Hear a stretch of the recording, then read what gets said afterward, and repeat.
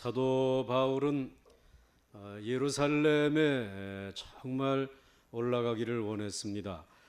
오순절 전에 올라가서 이방인들이 교회가 거둬준 헌금을 전달하면서 위로하고, 그리고 그동안 선교 현장에서 일어난 일들을 자신의 사역을 보고하면서 하나님께서 하신 일들이다, 이렇게 보고를 드리고, 그리고는 아주 기쁨의 만남이 예루살렘 교회 지도자들과 이루어졌습니다. 그렇지만은 그 기쁨은 잠시뿐이었고, 그 교회의 예루살렘 교회 지도자들은 이제 우리 이 예루살렘 성전에 오순절을 지키러 올라온 이 유대교도들 가운데 믿는 이들이 수만 명이나 되는데, 이들이 바울에 대해서 별로 좋은 감정을 갖고 있지 않다. 그러니 이제 소동이 일어나면 어찌 하면 좋겠느냐, 이런 염려를 하게 되죠. 그래서 한 타협안을 제시하기를, 결례를 행하도록 하면 어떻겠느냐. 성전에 올라가서 7일 동안 이제 이러한 타협안을 바울이 받아들이고, 7일째 되는 날에 유대인들이 바울이 성전에 있는 것을 보고, 그리고는 저 바울이 저기 있다, 그리고 소리를 지르니까 사람들이 그 바울을 잡아라, 그래가지고는 이 바울이 결례도 다 끝내지 못하고 붙들려 성문 밖으로 나가서 몹시 맞았습니다. 죽을 만치 맞았다고 해도 될 것입니다. 그래서 얼마나 맞았는지 계단도 제 힘으로 걸어 올라갈 수 없을 만큼 이 로마 병정들에 의해서 들려서 올라갈 만큼 그렇게 핍박을 받았습니다. 환난을 당한 것입니다. 그리고는 로마의 천부장과 병사들에게 결박을 당한 거죠. 예상한 대로 이 결박과 환난이 예루살렘에 기다리고 있었습니다. 그런데 역시 바울은 이 틈에도 어떻게 해서든지 구원의 복음을 전해야 되지 않겠느냐. 그래가지고는 그 정신이 없는 상황 속에서도 이제 끌려가면서 잠시 복음을 전합니다. 그런데 그 복음을 전하는데 자신의 간증, 내가 예수 믿기 전에 어땠고 예수 믿고 난 다음에 어떻게 변화되어졌는지 이 간증을 잠시 하게 됩니다. 그런데 오늘 본문은 그 간증을 소개해 주시는 내용입니다. 사도 바울이 간증한 내용인데, 정말 사도 바울은 때를 얻든지 못 얻든지 하여튼 자기가 거의 죽어가는 상황 속에서도 예수 그리스도의 복음을 전하는, 정말 예수 그리스도의 복음에 사로잡혀 있는 위대한 전도자인 것을 발견할 수 있습니다. 아무쪼록 여러분들, 오늘 우리들도 어떠한 상황 속에서도 복음을 붙들고 복음을 전할 수 있는 그러한 전도자들이 될 수 있기를 주의 이름으로 축원합니다. 먼저 자신이 예수 믿기 전에 어떠하였는가를 이야기를 합니다. 1절과 2절 말씀을 보시면은 부형들아, 내가 지금 여러분 앞에 변명하는 말을 들으라. 지금 간증하는 것입니다. 그들이 그가 히브리 말로 말함을 듣고 더욱 조용한지라 이어 이르되, 지금 거기에 모여 있는 모든 소동하는 무리들은 다 헬라 말들을 하는 사람들입니다. 세상 사람들이 그 시대의 말을 사용하기 때문에. 그런데 갑자기 사도 바울이 히브리 말을 하는 것입니다. 히브리 말을 하게 되니까 우선 이 유대인들은 히브리어가 모국어이니까 들리지 않겠어요? 이 바울이 지금 이와 같은 상황 속에 무언가 하고 싶은 이야기가 있는가 보다. 그러면서 조용해져서 그 히브리어로 말하는 사도 바울의 간증을 듣기 시작한 거예요. 그리고 로마인들은, 그 병정 천부장과 로마인들은 저 히브리어로 말을 하는데 무슨 말인지 우린 모르겠는데 아무래도 자기 동족에게 무언가 해명할 일이 있는가 보다, 이렇게 생각을 하면서 다 조용해졌습니다.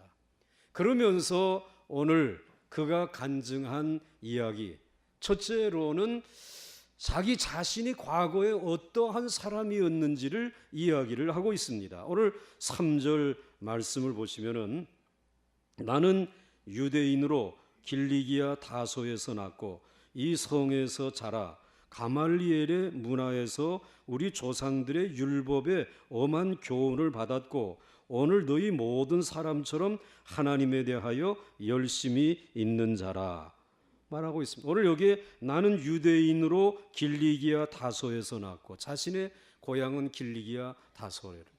그 다음에 자신의 학벌에 대해서 얘기하고 있습니다.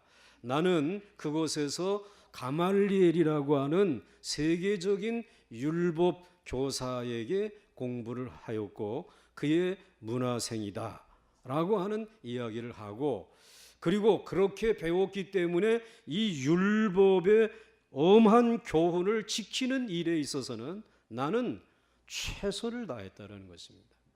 그리고 이 유대교에 가르치는 이 가르침, 이 율법을 위해서 얼마나 열심히 있는 유대교도로 살아왔는지 너희들도 알고 여기 있는 대제사장이나 장로님들도 알고 있다라고 이야기를 합니다. 자, 오늘 사도 바울 자신이 나중에 가장 이해가 되지 않았던 것이 바로 이것입니다. 이만하면 유대교에 대해서 열심이고 하나님에 대해서 열심이었던 사람이었는데 하나님께서는 사도 바울에게 그것이 도리어 나를 대적하는 일이었다, 이렇게 이야기해 주신다. 이해할 수 없는 이야기를 해주시는 것입니다. 사랑하는 성도 여러분, 이것이 실제로 모든 인간들이 스스로에게 던져야 할 가장 근본적인 질문이라는 것입니다. 우리는 이 사회에서 가장 모범적인 사람들입니다. 모범적이지 않다고 하는 사람 한번 손 들어 보시기 바랍니다. 한 사람도 없어요. 다 모범적이신 분들이에요. 또 열심히 여러분들이 가장 성실하게 살아오신 분들입니다. 그러한 삶의 자세를 가지고 살아왔습니다. 또 종교적인 열심이 얼마나 많이 있는지 모릅니다. 오늘과 같은 이 자리, 여러분들이 정말 나와서 예배를 드린다라고 하는 것은 여러분들의 그 종교적인 그 신앙의 열심이 얼마나 많고 크다라고 하는 것을 입증해 주는 것입니다. 그런데 그것이 하나님을 잘 믿는 것이 아니다, 오늘 이렇게 이야기하고 있습니다. 그러면서 사람은 누구나 개인적으로 하나님을 만나는 체험을 해야만 하나님을 알 수 있고, 그리고 하나님과의 적대 관계가 해결되어질 수 있다 라고 하는 이야기를 이 바울의 간증을 통해서 우리에게 말씀해 주시고 있습니다. 우리는 이것이 너무나도 어렵고 미묘한 문제이기 때문에 사실 쉽게 말할 수 있는 성질의 것이 아닙니다. 그런데 예수님께서는 이 문제를 눈에 티끌을 뽑는 문제로 비유로 말씀해 주신 적이 있습니다. 마태복음 7장 4절에 보라, 내 눈 속에 들보가 있는데 어찌하여 형제에게 말하기를 나로 내 눈 속에 있는 티를 빼게 하라 하겠느냐. 즉 사람의 신앙의 문제는 눈 안에 있는 티끌, 바로 티를 빼내는 것처럼 아주 예민한 문제입니다. 그런데 아직 인간적으로 하나님을 만나지 못한 사람은 자기 눈에 큰 들보가 박혀 있기 때문에 도무지 앞을 보지 못한다라는 것입니다. 그러므로 오랫동안 신앙적인 분위기에서 살아왔고 열심히 신앙생활을 해왔다고 해서 반드시 하나님을 믿는다라고 말할 수 없습니다. 얼마든지 눈에 들보를 바꿔서 잘 믿는 것처럼 스스로 생각할 수도 있다라고 하는 것입니다. 그게 사도 바울의 경우였습니다. 그것이 오늘 우리들의 경우일 수 있습니다. 사도 바울이 예수님을 만나기 전에 하나님을 더 잘 믿기 위해서 한 것은 우선은 가장 정통한 랍비에게 배웠습니다. 훈련을 받았습니다. 그리고는 그 율법의 교훈과 그 모든 것을 열정적으로 지키면서 그는 살아왔습니다.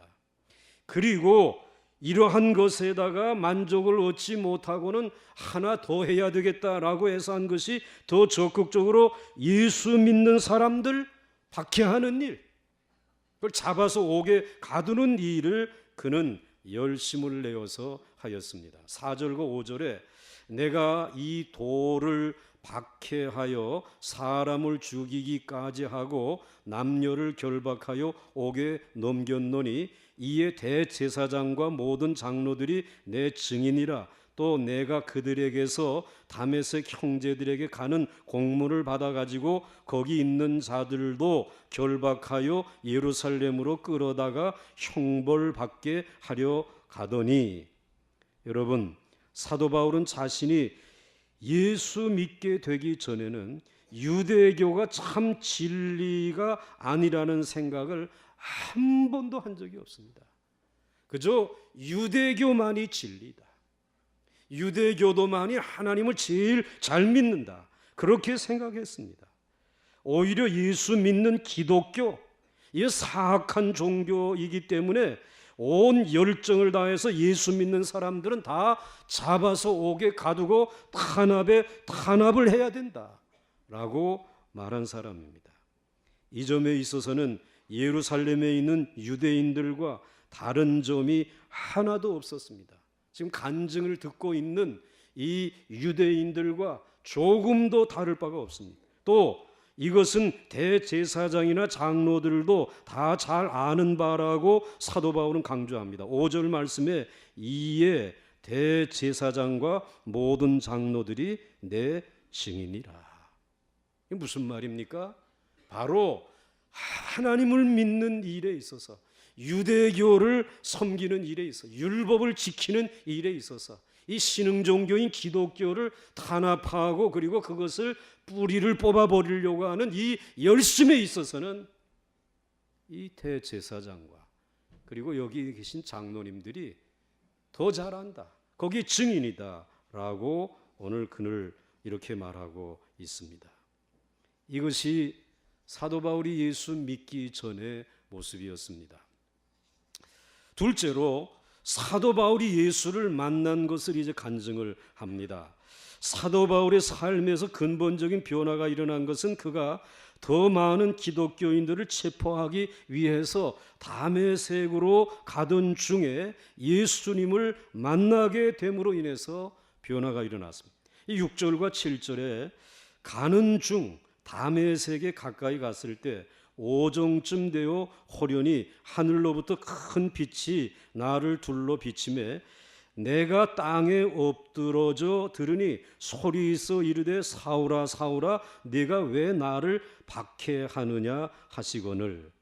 다메섹으로 가다가 큰 빛이 바울을 둘러싸게 되었습니다. 그래서 거꾸로지기 전까지 사도 바울의 눈에 비친 예수 믿는 사람들, 이 사람들은 가난한 사람들입니다. 이 예수 믿는 사람들은 다 무식하고 광신자들이었습니다.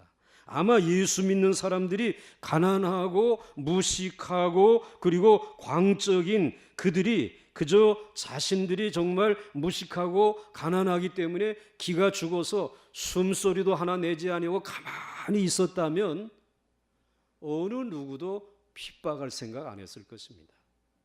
뭐 바울과 같은 사람이 그 사람들을 붙들어 가려고 하는 노력도 하지 않았을 것입니다. 그런데 이 가난하고 무식하고 그리고 세상에 정말 보잘것없는 사람들이 얼마나 확신에 차서 늘 성령에 충만하여 모일 때마다 기적이 일어나고 놀라운 부흥의 역사들이 일어나고 우리들이야말로 하나님을 가장 잘 섬기며 하나님의 큰 은혜를 받았다라고 그렇게 떠들어대는지, 이거 도무지 들어줄 수도 없고 봐줄 수도 없고 기다릴 수가 없는 것입니다. 그래 가지고는 이 예수 믿는 사람들을 잡아서 옥에 가두기 위해서 다메섹으로 달려가게 되어진 것입니다.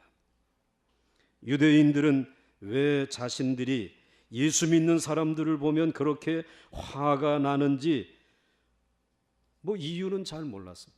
그런데 분명한 것은 깊숙이 들여다보게 되면 이 유대인들의 마음속에 이 종교적인 시기심이 있었습니다. 야, 우리 유대교도들보다도 저 예수 믿는 사람들이 더 뜨거운 열정이 있고, 그리고 저들의 예배 속에서 놀라운 살아계신 하나님의 놀라운 부흥의 역사들이 일어나는 것들을 눈으로 보고, 그리고 소문을 통해서 들으면서 시기심에 빠져 있었던 것입니다. 유대인 자신들만이 세상에서 최고로 하나님을 잘 아는 자들이고 자신들만이 최고의 예배와 최고의 경건과 최고의 지식을 가진 자들이라고 생각했습니다. 그러나 당시에 예수 믿는 사람들은 아무것도 가진 것이 없었습니다. 물질도 없었고 지식도 없었고 축복도 그들에게는 없었습니다. 그들이 가진 것은 오직 나사렛 예수 그리스도의 이름뿐이었습니다. 그런데 그들은 모두 미친 듯이 하나님을 사랑했습니다. 성령의 능력이 이 미친 사람들에게 나타나는 것이었습니다. 이것을 견딜 수 없었던 것입니다. 사도 바울은 예수 믿는 사람들을 다 잡아 가두기 위해서 다메섹으로 가다가 큰 빛의 공격을 받았습니다. 눈이 멀게 되었습니다. 그리고 그가 그 자리에서 거꾸러지게 되었습니다. 이제 그 충격으로 맨 땅에 쓰러지게 되었는데, 그때에 사울의 생애, 바울의 생애에 처음으로 하나님의 음성을 듣는 놀라운 역사가 일어난 것입니다. 그런데 그가 들었던 하나님의 음성은 너무나도 충격적인 것이었습니다. 7절 말씀 한번 보시기 바랍니다. 한번 같이 읽겠습니다. 시작. 내가 땅에 엎드려 들으니 소리 있어 이르되 사울아 사울아 네가 왜 나를 박해하느냐 하시거늘. 아멘. 사울은 적어도 하나님이 자기에게 사울아 사울아 네가 정말 나를 위해서, 이 유대교를 위해서 너무나 수고를 많이 하는구나. 더 열심히 네가 해온 일을 하거라. 내가 너를 도우고 내가 너를 지킬 것이다.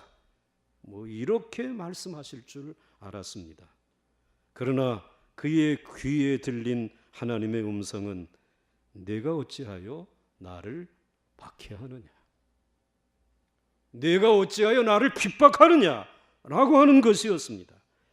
그것이 하나님을 박해하는 것이었고 못살게 구는 것이었고 열심히 대적하는 것이었다라고 말씀해 주시는 음성을 들은 것입니다. 사울은 너무나도 놀라서 주여 당신은 누구십니까? 라고 물었습니다. 도대체 내가 지금까지 얼마나 하나님을 잘 믿고 있는데 누가 감히 나에게 하나님을 박해한다고 말을 하는가? 그래서 두려움을 무릅쓰고 누구십니까? 라고 물었습니다. 그때의 대답은 청천벽력과 같은 말씀이었습니다. 나는 네가 핍박하는 예수라. 여기서 사울의 모든 것은 끝장이 나고 말았습니다. 얼마나 귀한 집안에서 태어났고 얼마나 귀한 선생님에게 배웠고 그래서 배운 것 가지고 얼마나 열심히 있게 살아왔습니까? 정말 모두가 다 칭찬하는 유대인으로 하나님을 섬기는으로 살아왔는데 그 하나님께서 말씀해 주시기를 나는 내가 핍박하는 나사렛 예수라. 이것으로 끝난 것입니다. 하나님을 박해한 사람이 되었습니다. 그 하나님을 대적하는 사람이 되었다라고 하는 말입니다. 8절에 내가 대답하되 주님 누구시나이까 하니 이르시되 나는 네가 박해하는 나사렛 예수라 하시더라. 사울은 분명히 예수는 죽었고 그가 살아났다라고 하는 것은 날조된 거짓말이고, 예수는 살아 있었고 자기를 분명히 알고 있었다라고 하는 사실을 그 다메섹에서 예수님을 만남으로 인해서 깨닫게 되어진 것입니다. 아, 이분이 지금 죽었다가 살아났다라고 하는 이 말이 진리이구나. 그 살아나신 주님이 나에 대해서 다 알고 계셨구나. 내가 그 예수를 핍박하는 것을, 그것을 위해 열심을 내는 것을, 그리고 그것을 열심을 내는 그것이 하나님을 위한 일이 아니라 하나님을 대적하는 일이라고 하는 사실을 다 알고 보고 계셨구나. 사울의 모든 것은 살아계신 예수님과의 만남에서 다 뒤집어지고 말았습니다. 지금까지 그 시대에 가장 성공적이고 모범적이었던 청년 사울은 하나님을 대적하는 원수였고, 세상에서 사람들이 가장 싫어하고 무시하던 예수는 살아계신 하나님의 아들이었습니다. 이 하나님의 아들인 예수님께서는 사도 바울이 잘못된 길을 가고 있는 것을 알면서도 오래 참고 기다리시다가 결정적인 순간에 나타나서 만나 주신 것입니다.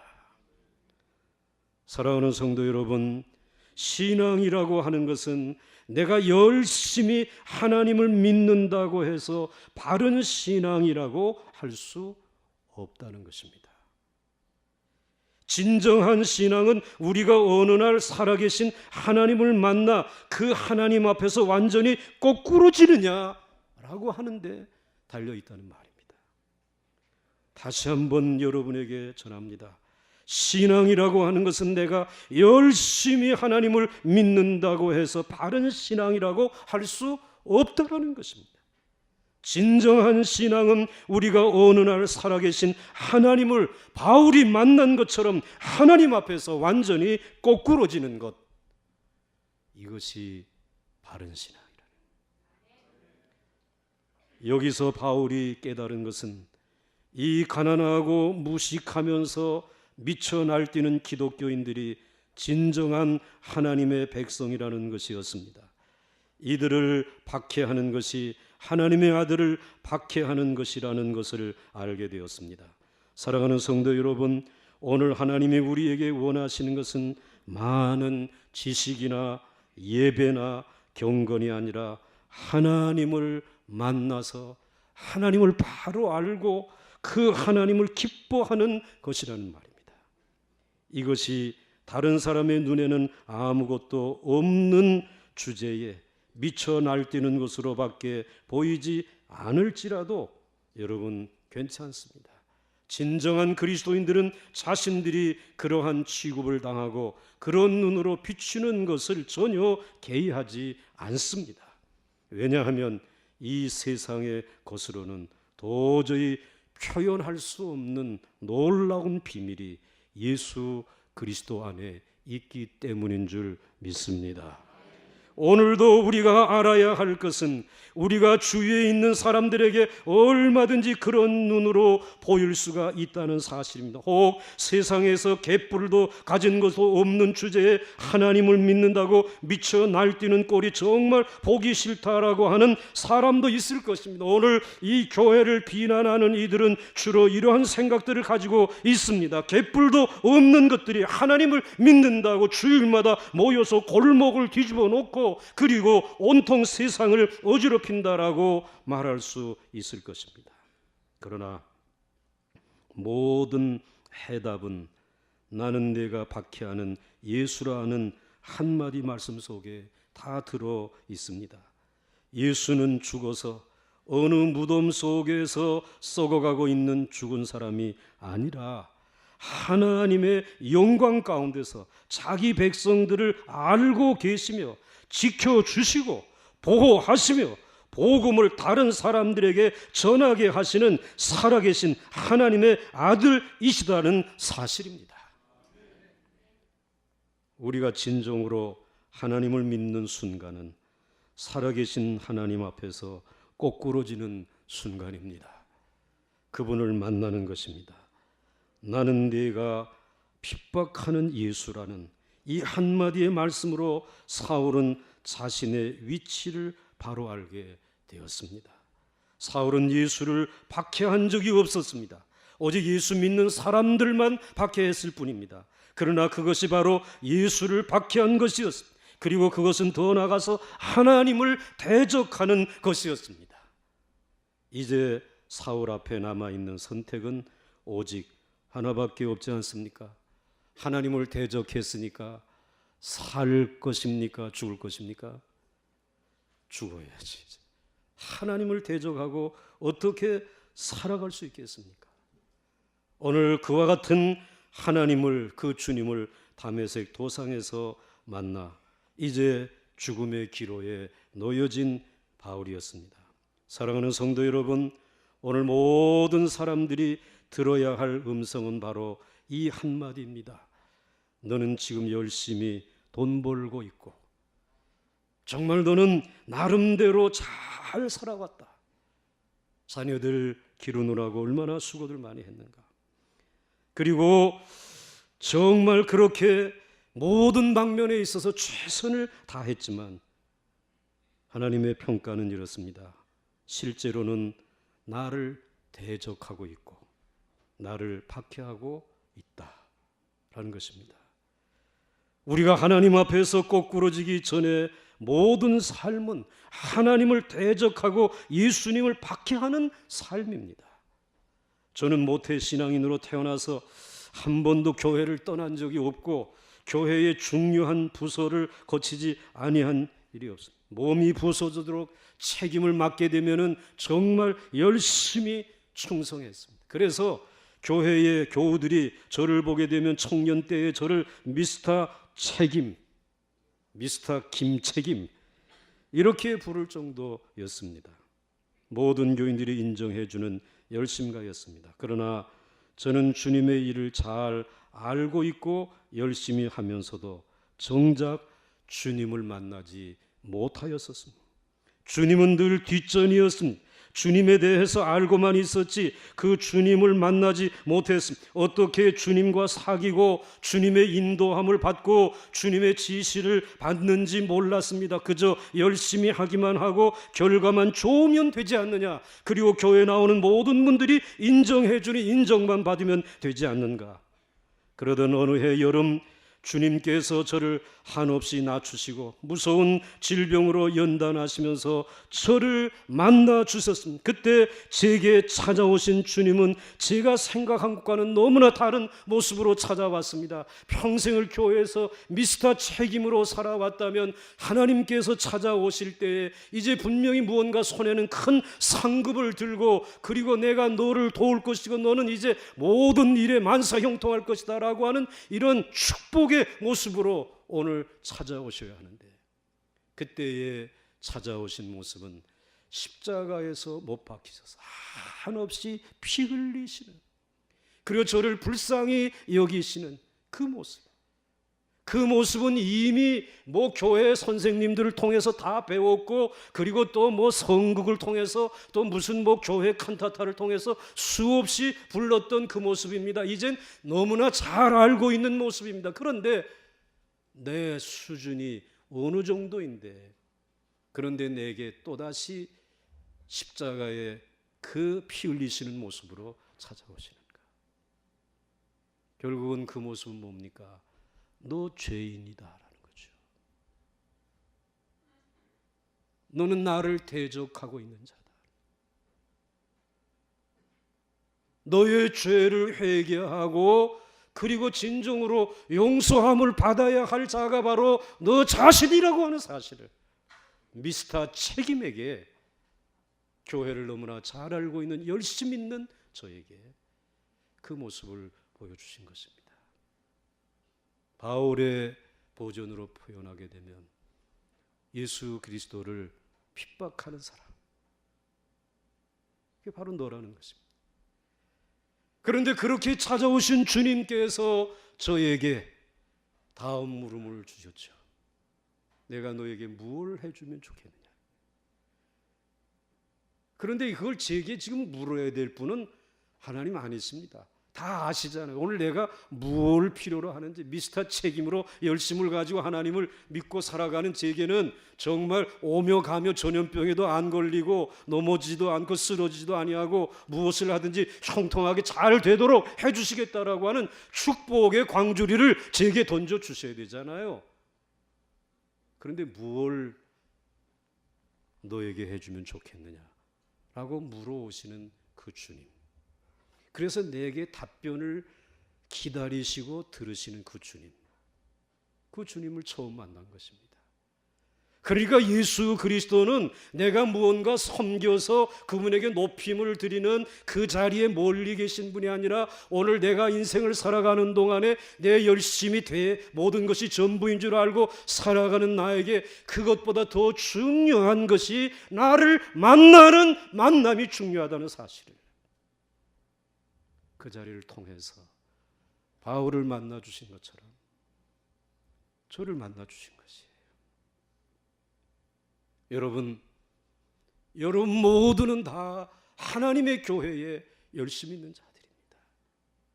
그런데 그 열심히 하나님을 만나는, 주님을 만나는 만남이 없이 행하는 일은 그분을 박해하는 일이라는 것입니다. 그분을 대적하는 일이라고 말씀해 주시고 있습니다. 여러분, 그 일을 하기 전에 오늘 우리 주 예수 그리스도 죽음을 이기고 부활하시고 오늘도 이곳에서 우리의 예배를 받으시는, 그리고 여러분들 마음속에 이미 들어와서 앉아 계시는 그 주님을 만날 수 있기를 주의 이름으로 축원합니다. 이 만남이라고 하는 것은 어떻게 이루어지는 것인가? 그것은 내가 하나님의 일을 많이 함으로 인해서 만나지는 것이 아니라 하나님께서 여러분의 인생의 삶 속에 걸어가는 길목에 눈물 흘려야 될 때에, 여러분들이 병들어 힘들고 어려울 때에, 실패해서 어찌할 바를 알지 못할 때에, 누군가에게 버림받았을 때에, 그리고 여러분들의 힘으로는 도저히 감당할 수 없는 일이 있을 때에, 여러분들이 알지 못하는 길에 여러분의 곁에 이미 와 계셔서 만나기 위해서 여러분을 향해서 말을 걸어오시고 손을 내미시고 여러분들을 찾으시는 줄 믿으시기를 바랍니다. 여러분들이 그 주님을 만나는 일임, 주님이 그저 와서 만나 주실 때 만나면 되어지는 것입니다. 이 체험이 있기를 주의 이름으로 축원합니다. 여러분들이 그 만남의 체험이 이루어지기를 모두가 다 소원하지만 아마 이렇게 얘기할 거예요. 목사님, 누군 만나고 싶지 않습니까? 그러나 여러분, 제가 되묻습니다. 정말 간절히 그분을 만나기를 원하십니까? 정말 주님이 여러분의 주인이 되기를 열망하고 있습니까? 그렇다면 만날 수 있는 것입니다. 그 주님은 만나 주시는 것입니다. 그런데 우리는 주저하고 있는 것입니다. 그분을 만나서 내 삶의 주권을 그분에게 내어드리게 되면 내 원대로 살아갈 수 없잖아요. 그래서 그분의 그저 영향력만 내가 취하고 그분을 만나서 그분이 인도하시는 길을 걸어가는 일에는 주저하고 있다는 것입니다. 하나님을 대적하는 일입니다. 여러분, 그리 머뭇거리지 마시고 오늘 주님을 만날 수 있기를 주의 이름으로 축원합니다. 오늘 사도 바울은 그의 간증, 어떻게 해서 주님을 만났는가, 자기의 열심으로, 지식으로, 율법으로 만난 것이 아니라 그분이 오셔서 나를 만나 주셨다라고 간증하고 있습니다. 여러분, 우리는 지금 너무나 힘들고 어려운 이 시대를 살아가고 있습니다. 메르스라고 하는 이 전염병 때문에 두려워하고 있습니다. 사실 우리나라처럼 의료 수준이 높은 나라 세계에 얼마 되지 않습니다. 그리고 우리는 경제 성장의 모범국입니다. 다 우리를 배우려고 합니다. 뿐만 아니라 오늘 이 우리나라의 이 IT 산업이라고 하는 것은 세계 최고입니다.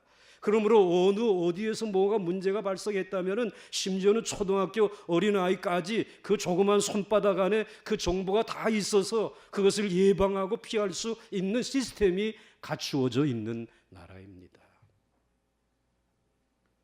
그런데 우리는 이 전염병을 잡지 못하고 있습니다. 다 잠잠해질 것 같으면 또 다른 곳에 터지고 맙니다. 그 왜 이렇게 되어졌는가? 뿐만 아니라 여기에 우리들이 한 가지 더 자랑스러운 것이 있다면 1,000만 명의 그리스도인들이 있습니다. 기도하고 있지 않습니까? 얼마나 많은 기독교의 이 거룩한 성전들이 곳곳마다 있는데 왜 이 메르스는 잡히지 않는가? 우리는 우리가 일구어 놓은 것들, 우리가 자랑하는 것들, 우리는 그것을 가지고 하나님을 대적하고 있지 않는가? 저는 그 생각했습니다. 하나님이 오늘 우리에게 다시 만나고 싶어서 손을 내밀면서 말을 걸어오면서 너무 교만해 있지 않는가? 너무나 열심히 하나님을 섬기고 있고 자랑하고 있지만 너희들의 삶의 모습은 나를 대적하고 있는 것이 아닌가? 이렇게 말씀하십니다. 그 음성을 들으면서 주님 그러면 무엇을 원하십니까? 나를 다시 만나라는 것입니다. 2000년 전에 이미 우리를 찾으신 그 주님께서 오늘 여러분에게 마음의 문을 두드리면서 이제는 내 목소리를 듣고 마음 문을 열고 나를 모셔드리고 다시 만나는 여기에서부터 다시 시작하기를 주님이 원하고 계시는 줄 믿습니다. 오늘 이 만남이 이루어지는 우리 보강중앙교회 한국교회가 될 수 있기를 주의 이름으로 축원합니다. 만나 주실 줄 믿습니다. 주님 만나면 예수의 죽음과 부활을 그 생명을 걸머지게 되면 우리가 사방으로 우겨싸임을 당하여도 쌓이지 아니할 줄 믿습니다. 답답한 일을 당하여도 낙심하지 아니하게 될 줄 믿습니다. 박해를 받아도 버림받지 아니할 줄 믿습니다. 거꾸로뜨림을 당하여도 망하지 아니할 줄 믿습니다. 우리가 항상 예수의 죽음을 몸에 짊어짐은 예수의 생명이 또한 우리 몸에 나타나게 하려 함이라. 이 생명이 나타나는 여러분들이 되시기를, 우리 보강중앙교회 되시기를 주의 이름으로 축원합니다. 축원합니다.